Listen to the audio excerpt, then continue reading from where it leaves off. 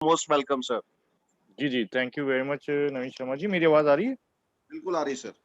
अच्छा, अच्छा। Thank you very much और यहाँ पे हमारे जितने भी पार्टिसिपेंट्स हैं, नए पार्टिसिपेंट्स और हमारे पुराने पार्टिसिपेंट्स और हमारी जो ज़ेडक्सियन फैमिली है, स्पेशली जो मार्केटिंग फैमिली है जिसको हमारे मेंडी जी लीड करते हैं, उन सबको from the deep of my heart, core of my heart मैं बहुत ज़्यादा वेलकम करता हूँ। और अभी एक बहुत ही अच्छी एनर्जेटिक जो है वो क्या कहते हैं प्रेज़ेंटेशन विद प्लान जो है वो पिच किया गया, जैस जी की तरफ से, तो आई रियली एप्रिशिएट इट। बाकी मैं जो है वो अभी आपको मेरी एक स्क्रीन नज़र आ रही होगी, मैं बहुत ही चंद चीज़ें जो है वो बताना चाहूँगा, इसमें ऐड करना चाहूँगा और वैल्यू प्रोपोज़िशन कैसे बढ़ रही है, वो भी मैं आपको बताना चाहूँगा कि क्या है और कैसे हो रहा है। तो सबसे पहले जो है वो हम ऑलरेडी अपने टेक्निकल सेशंस में बहुत चीज़ें डिस्कस कर चुके हैं, ठीक है? कि हम एक वैल्यू प्रोपोज़िशन कैसे बना सकते हैं, कैसे जो है वो प्राइवेट प्लेसमेंट क्योंकि ये हमारा जो प्री आईपीओ फ़ेज़ है, इसमें ये प्राइवेट प्लेसमेंट चल रही है, 31 जनवरी तक का टाइम था, फिर उसको 31 मार्च तक कर दिया गया है, ठीक है? और इसके बाद जो है वो वैल्यू एक डबल होने की तरफ जा रही है और वो सिर्फ़ इसलिए होने जा रही है, जो ये भी मैं आपको बता देता हूँ, ये बहुत ही अच्छे और मतलब रीज़नेबल जो हमारे अभी तक के जितनी भी कंट्रीब्यूशंस हुई हैं, उनको देखते हुए एक अच्छा एक स्पेक जिसको सिस्टम कहते हैं, वो भी होने जा रहा है।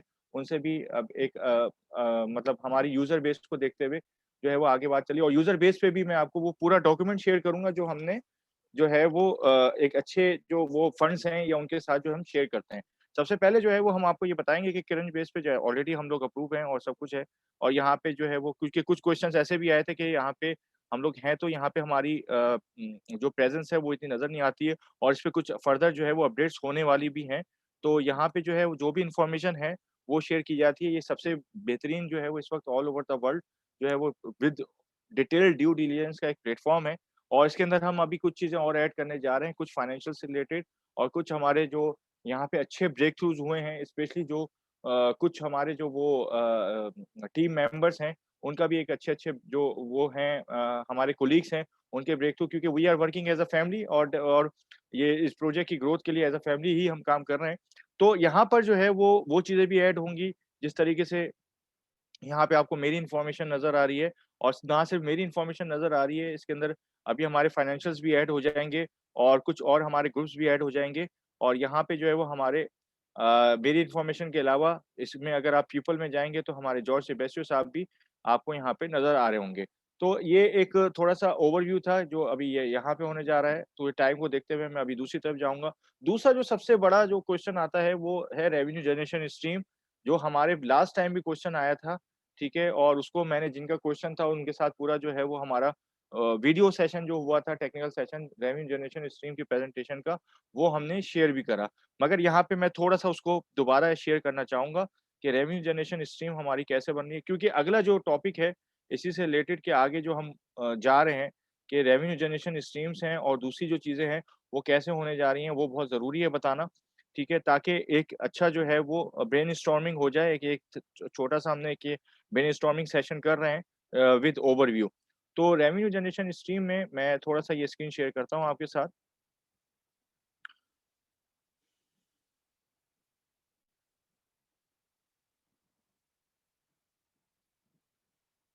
तो यहाँ पे आपको यहाँ पे एक प्रेज़ेंटेशन नज़र आ रही होगी होपफुली और ये हमारी जो रेवेन्यू जनरेशन स्ट्रीम्स को देखते हुए हमने ये प्रेज़ेंटेशन जो है वो पूरी बनाई थी। इसके अंदर हमारी जो है ना तकरीबन 5 रेवेन्यू जनरेशन स्ट्रीम्स है जो करंट सिनेरियो में है, ठीक है? और लेटर स्टेजेस में बहुत सारी चीज़ें और ऐड होती जाएँगी। तो हम उस रोड मैप की तरफ भी जाएँगे जो हमने इस ज़ेडएक्सी एसेट्स को आज से तकरीबन 7 and a half months ago जब शुरू किया था, तो उससे पहले जो हमारा क्या रोड मैप था और उस रोड मैप में क्या-क्या चीज़ें ऐड होती गईं। तो प्री डिफाइंड बिज़नेस मॉडल्स हैं, ये हम डिटेल प्रेज़ेंटेशंस में बता चुके हैं। रोड मैप मॉड्यूल्स हैं, जिसका मैं अभी आपसे जो है वो डिस्कशन कर रहा हूँ। उसके बाद लेयर 2 L2 स्केलेबल सॉल्यूशंस हैं।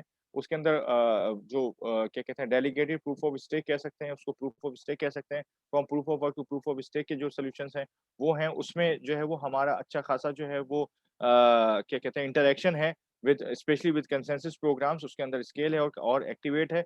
इसके बाद स्टेकिंग पीओएस प्रोग्राम्स हैं और सीडी अर्न है। और दूसरे हाइब्रिड मॉडल्स हैं। तो ये सारे जो स्पेशली स्पेशली जो मैं आपको बताना चाहूँगा कि डिसेंट्रलाइज़्ड फाइनेंस को लेके इस वक़्त बहुत ज़्यादा बूम है और बहुत सारी चीज़ें ऐसी हो रही हैं कि जो कि टोटली पीयर टू पीयर या बिज़नेस टू बिज़नेस ऑपरेशंस की तरफ जा रही हैं। और उसकी तरफ जो है वो ज़ेडएक्सी इकोसिस्टम मतलब पूरी तरह से जो है वो इन्वॉल्व हुआ है और उसी के अंदर जो है वो बड़े-बड़े जो है वो अब आगे ब्रेक थ्रूज़ होने जा रहे हैं।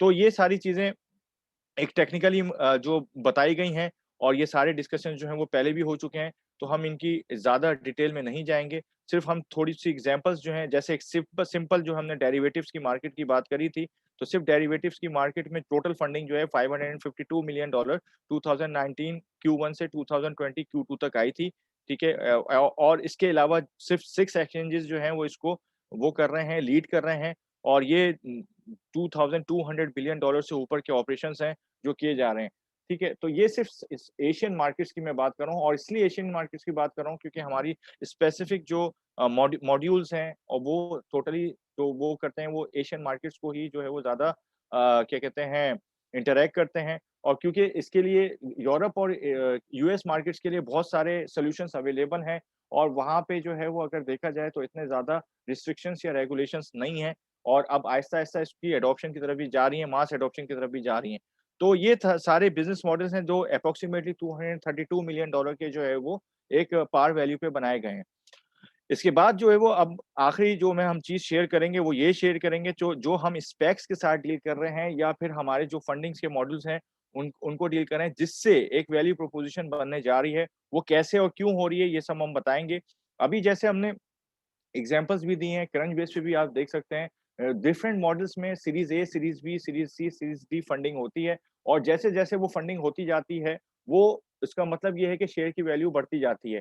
अब एक शेयर जो है वो 36 सेंट से शुरू हुआ था, जो इस वक़्त जो है वो 370 और $380 तक पहुँच चुका है।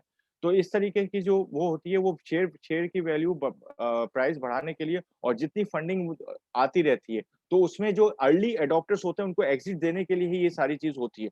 अब यहाँ पे हमने अपना एक थोड़ा-सा जो है वो बताया है कि हम क्या कर रहे हैं कि जॉर्जिया और एस्टोनिया में हम एस्टेब्लिश हैं, ठीक है? और जो भी इनकॉर्पोरेशन है वो हमारी वो सारी चीज़ें यहाँ पे डिस्कस हो चुकी हैं।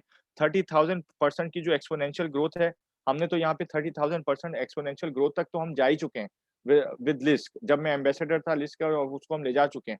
और इस पे भी हम टेक्निकल सेशन कर चुके हैं, विद प्रूफ बता भी चुके हैं। और तो अपने सिस्टम को हम सिर्फ़ 3000% तक की बात करते हैं और इसके भी पेपर पे हम टेक्निकल सेशन कर चुके हैं कि वो कैसे जा जा सकता है। अभी तक की हमारी अचीवमेंट्स हैं यहाँ पर, ठीक है? ये सारी चीज़ें ये एक टर्म शीट कहलाती है जो कि शेयर की जाती है स्पेक्स के साथ या फिर जो है वो हेज फंड्स के साथ या बड़े फंड्स के साथ कि हम किस तरीके से अब यहाँ पे जो सबसे इम्पोर्टेंट पार्ट है वो मैं अभी आपको बताने जा रहा हूँ, वो है हमारा रोड मैप।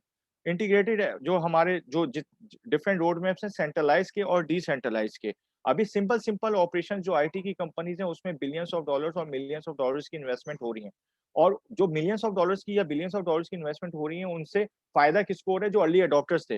वो अर्ली एडॉप्टर्स जो है वो 10x 20x up to 100x तक जो है वो बनाकर निकल चुके हैं। एयरबीएनबी के जैसे लास्ट क्वार्टर में ही जो है वो आईपीओ आया था, उसमें भी वो बहुत सारे जो उनके अर्ली एडॉप्टर्स थे जैसे ही वो उसने फ्लोर पे हिट किया था आईपीओ ने, वो एप्रोक्सिमेटली मोर देन 80x और 90x बनाकर वो लोग एग्ज़िट कर चुके थे। सेम सिनेरियो जब स्पेक्स या पूरी सीरीज़ फंडिंग शुरू होती है, क्योंकि इसके लिए ये मैंडेटरी नहीं है कि अगर हमने पहली बात तो ये है कि किसी भी आईपीओ की फाइलिंग के लिए कोई पर्टिकुलर डेट नहीं होती है और इसको जल्दी भी किया जा सकता है, देर से भी किया जा सकता है। मगर यहाँ पे जो हमारा मैंडेटरी ऑप्शन है, जो हमारे आईपीओ के लिए बहुत ज़्यादा वैल्यूएबल है, वो है हमारा यूज़र बेस, जिसके लिए हमने पहले दिन से बहुत ही ज़्यादा फ़ोकस थे। और यूज़र बेस जो है, वो उसको बढ़ाने के लिए ये थोड़ा-सा हम मॉडल डिस्कस करेंगे कि हम कैसे यूज़र बेस बढ़ाने जा रहे हैं। क्योंकि ज़ेडएक्सी और डाउ ज़ेडएक्सी they are always integrated, they are always correlated. ठीक है? और पूरा ज़ेडएक्सी एसिस का भी जो पूरा सिनेरियो क्रिएट किया जा रहा है, उसके पीछे हमारा सेंट्रलाइज़ और डिसेंट्रलाइज़ दोनों हमारे इकोसिस्टम है। क्योंकि हम एक फुल फ्लेज एक ऐसे आईटी सिस्टम या आईटी सिनेरियो के साथ जा रहे हैं, जिसके अंदर सेंट्रलाइज़ एज़ वेल एज़ डिसेंट्रलाइज़ क्योंकि आप लोगों को नहीं पता है कि मैच्योरिटी लेवल इस वक़्त क्या है। इंडस्ट्री 4.0 एप्लीकेशंस के लिए तो बहुत सारे मतलब मार्केट्स अभी भी जो है वो नीश मार्केट्स हैं, यानी कि उनके अंदर जो है वो कुछ भी वर्किंग नहीं हुई है। और इसी से रिलेटेड हमारी साउथ एशियन कंट्रीज भी हैं। एडॉप्शन का लेवल जो है वो आहिस्ता-आहिस्ता इंक्रीज़ होता जा रहा है। But still we are seeing approximately between 1 to 2% of total population of the world. इससे ज़्यादा लोग जो है वो इसके अंदर अभी तक जो है वो इन्वॉल्व नहीं हुए हैं। इंस्टीट्यूशनल इन्वेस्टर्स आ रहे हैं, बट उनको देख के थोड़े से इंडिविजुअल इन्वेस्टर्स भी आ रहे हैं।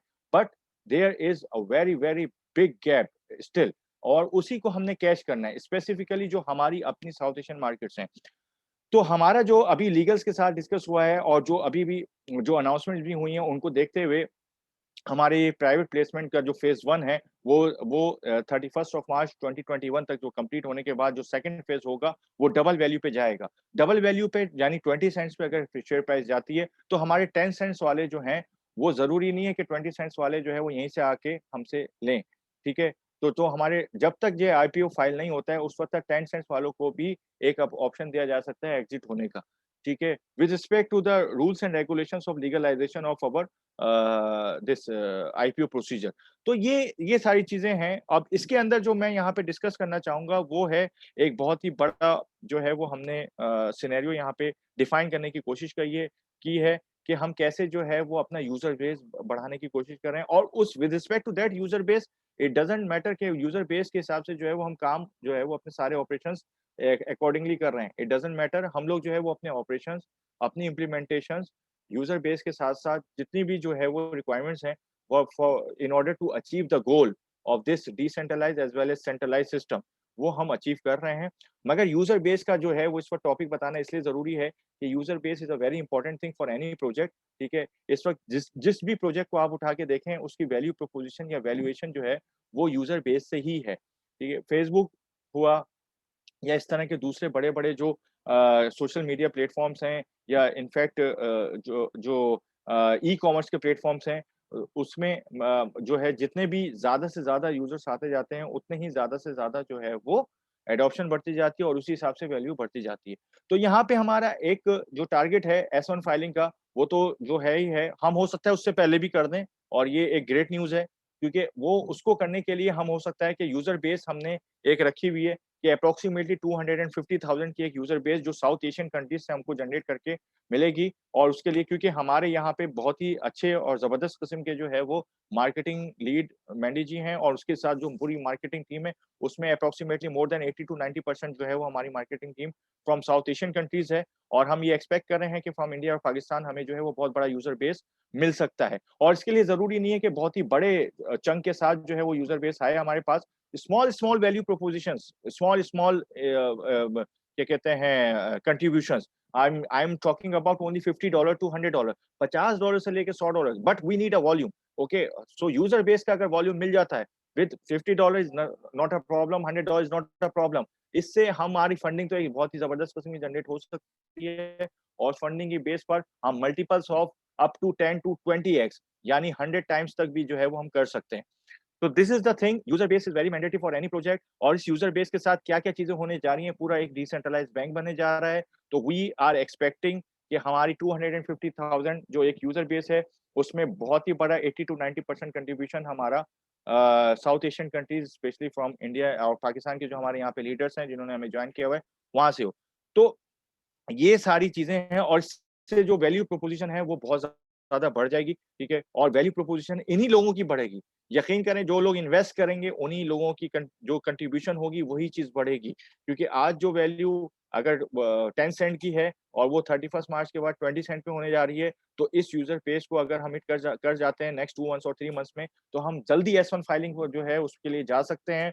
और जल्दी एस-1 फाइलिंग का मतलब ये है कि बड़े-बड़े इंस्टीट्यूशनल इन्वेस्टर्स आप ही लोगों के शेयर्स खरीद कर उनको जो है वो पार्क कर देंगे हमारे अपने इकोसिस्टम के अंदर। So that was the thing कि हमारी इम्प्लीमेंटेशन है, टेक्निकल इम्प्लीमेंटेशंस हैं with respect to the user base और फंडामेंटल जो इम्प्लीमेंटेशन है, जो हमारे इस आईपीओ के को लेकर हो रही है, वो उसको हमें थोड़ा-सा फ़ोकस करना था, थोड़ा-सा ओवरव्यू देना था। एस-1 फाइलिंग कैसे होगी, कब होगी और क्या-क्या चीज़ें होती हैं, क्या-क्या रिक्वायरमेंट है, इसके बारे में काफ़ी डिटेल टेक्निकल सेशंस हम लोग कर चुके हैं। और वो चीज़ें ऑनलाइन अवेलेबल भी हैं।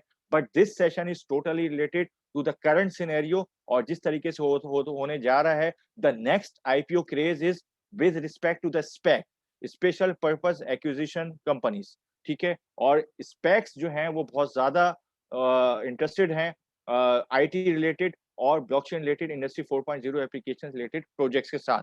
और इसी को हमने पिच भी किया है और यही पेपर पिच किया है इसलिए जो है वो हम यहाँ पर आपको ये बता भी रहे हैं कि कहाँ-कहाँ, क्या-क्या चीज़ें जो है वो हमारी फंडिंग्स में जो है वो एक्सपेंसेस होते हैं और क्या-क्या चीज़ें जो सिनेरियो हैं। तो यहाँ पे अगर आप देखेंगे फंडिंग इनिशियल सिनेरियो ये मतलब हमारे जो अभी वो करंट यूज़र हैं उनके लिए नहीं है। जो बाद में आएँगे वो तो वो जब लेंगे उस पर जब 2x और 5x हो रहा है तो हमारे करंट जो इस वक्त प्री आईपीओ के कंट्रीब्यूटर्स हैं, उनका तो इसका 3 और 4 टाइम्स ऑफ अमाउंट और होगा, यानी up to 6x to 20-25x तक जा रहा होगा। तो ये एक लॉक इन पीरियड है जो वीसी फंडिंग के लिए हमने नहीं रखा है, ठीक है? और जितने भी स्पेक कोरिलेटेड प्रोजेक्ट्स हैं, उसके अंदर जो है वो ज़ेडएक्सी इकोसिस्टम भी जो है वो एक्सीलरेटर प्रोग्राम्स में जा रहा है, और बाकी जो है वो यूज़र बेस को देखते हुए जितना भी यूज़र बेस अच्छा होगा, हम एस-1 फाइलिंग के लिए जल्दी जा सकते हैं, और उस यूज़र बेस के लिए बहुत बड़े अमाउंट्स की ज़रूरत नहीं है। स्मॉल अमाउंट्स $50, $100 और $200 with respect to our marketing team, that is highly achievable. मगर उससे कितना स्पेक्ट्रम प्रोजेक्ट का और पूरे इकोसिस्टम का बढ़ रहा है, ये फोकस था आज का, और ये टेक्निकल सेशन था आज का जो बताना ज़रूरी था। तो I wish you all the best, और यहाँ पे किसी का कोई भी क्वेश्चन या क्वेरी हो, तो please ask and I will try my level best to reply it accordingly. Thank you very much, all the best to ज़ेडएक्सियंस। Thank you.